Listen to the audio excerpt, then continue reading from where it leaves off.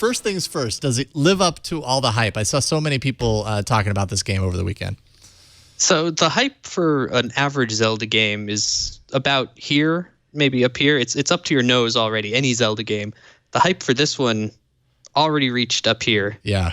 And I think it really deserves it. It changes so much about the Zelda formula that's really been bugging me for a long time. You go into a Zelda game, it's got this rhythm to it that over the decades has been, kind of boring in a way. You go into a dungeon, you get the key item in that dungeon, you need that item to beat the boss, and then you use that item to find your way to the next dungeon. And you kind of go in this stair-step pattern through the game, and it pushes you right towards the ending. And Breath of the Wild just throws that all out the window. It really gives you very little information, and it lets you travel wherever you want. You can go to Ganon almost immediately after a very short tutorial area, and you will die very quickly, but the game will let you go there and try it out. You can get places where you really should not be and face enemies that will really hurt you. And that sense of mystery and exploration and the lack of hand-holding really makes Zelda feel like it did back in the NES days when it was, a game that no one knew anything about and a new adventure experience. Wow. How's the pacing on this game, and how long did it take you to kind of get through the whole experience? It's a slow-paced game. There are long sections where you'll just be wandering around all by yourself. Not much music in the background. There's no driving adventure score. Maybe you'll have a horse to help you get across the vast plains in a quicker way.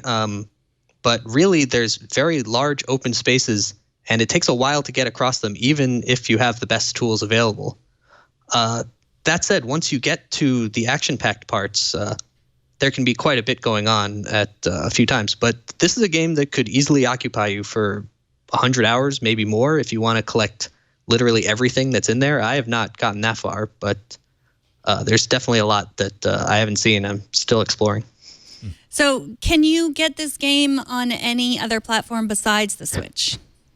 Yeah, there's a Wii U version, which a lot of people seem to be forgetting about. The Wii U, already the redheaded stepchild of the Nintendo lineup. It only sold 12 million units, which is very low for a Nintendo system, especially after the Wii, which sold over 100 million.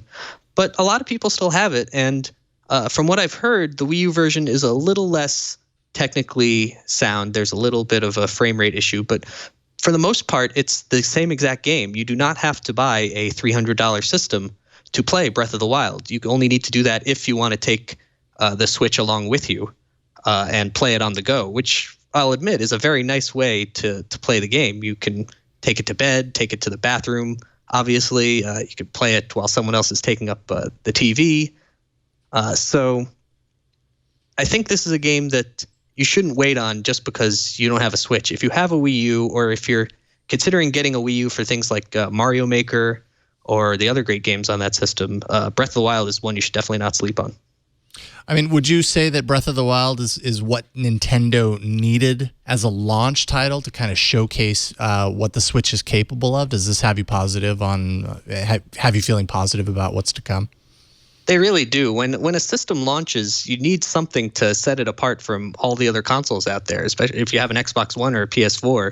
Why am I getting a Switch? It's not for any of the other 8 games in the launch lineup. There's 1-2 Switch is kind of a fun party game for if you get a bunch of friends drunk, and a game like Snipper Clips is a cute cooperative puzzle, but it's not going to keep you busy for more than an hour or two probably. Mm-hmm. But a game like Zelda Breath of the Wild really shows off Nintendo's design chops and the power of the system. It proves what you can do with a Switch, and it's an experience that you can't get on another system. It's the definition of a system seller.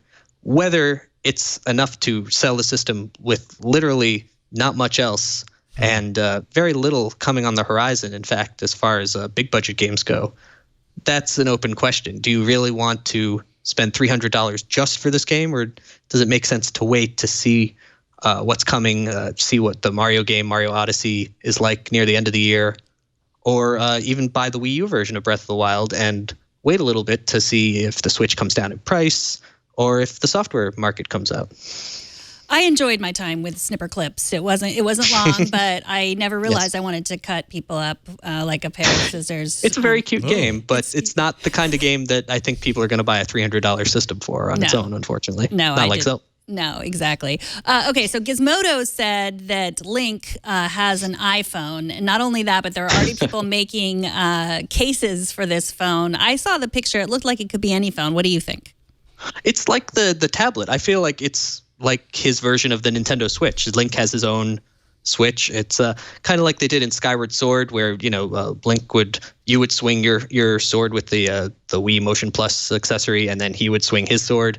It's they've kind of done this kind of thing in the past. It's a cute reference to the real world and Link's world, but it really doesn't play that much into the game. Sometimes people will see it on Link's hip and they'll be like, "Oh, that's the amazing Sheikah Slate. You must be the hero of legend," and he'll kind of put it in a portal to get information, but really it's just a cute nod to the system design, I think.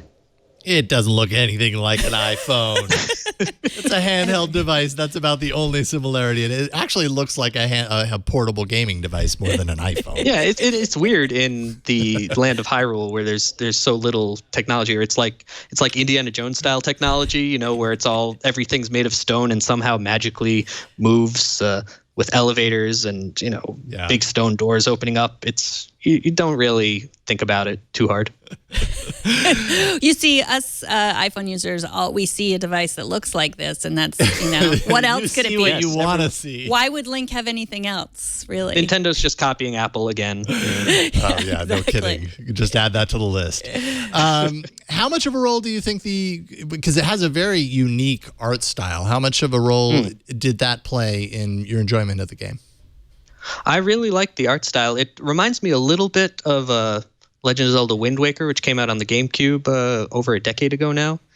And it's a little bit more refined, though. You'll come to these cliffs. You come up to the cliff, and you'll see this vast vista across. And that's a thing you get in a lot of other games, but it hasn't really been so much in Zelda games, I feel. They've been more compact. There's a very nice picture right there. You get the lighting coming in, and things look a little more realistic than they did in Wind Waker, but not so much to the point where it reaches that uncanny valley level where you're picking out the details that are wrong. It's still a little bit cartoony, as you can see in the fox there, moving with very exaggerated movements and very bright, bold colors.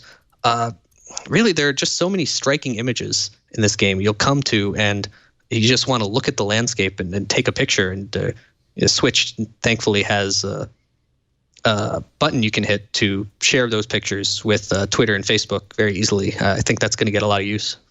Yeah, and I've not owned a modern Nintendo console in a very long time. But one thing that I have heard time and time again, at least in the latest iterations of Nintendo systems, is that power-wise, they don't compare to the next generation, the current generations of competitors like PlayStation or the Xbox. Do you think the Nintendo Switch? It's still underpowered by today's standards, comparably, right? And does it really matter at all? Yes, it's definitely true that you're not going to be able to get as much power on the Nintendo Switch. If a game like Uncharted 4, with the amount of detail and the amount of stuff going on in that game, I really doubt that could run on the Switch. That said, Legend of Zelda Breath of the Wild proves that you don't need that much raw power to still have a very visually striking game. You can use art direction and playing to the strengths of the console to really create some striking visuals without the need for, the latest and greatest hardware. We saw this in the last generation, or 2 generations ago now, with a game like Super Mario Galaxy and its sequel on the Wii. This was a system that didn't even have HD graphics, but I dare you to go back to that game and look at how it looks, and it still looks great, I would say. Even without the high definition, and it's just got bright, bold colors, and everything is really easily readable. I feel like Zelda Breath of the Wild continues that tradition. Nintendo does it better than everyone else. Everyone else using the Switch will be hard to see if they can get as much out of it as the people at Nintendo can. Right, absolutely. Finally, last question. quick one. Where does it rank in your mind comparatively to other Zelda games? This is a tough one. I've been grappling with this. It's definitely my favorite 3D Zelda, even beating Ocarina of Time, which will get a lot of people mad, I think. Yeah. I think Link to the Past might be better, but that might be because the first time I played that game, I was 12 years old. And the Zelda that you play at 12 years old is always going to be the best one in your mind to some level. But yeah, I flip a coin. Excellent. Well, it sounds like a great game, and I can't wait to get my hands on it and try it out for myself.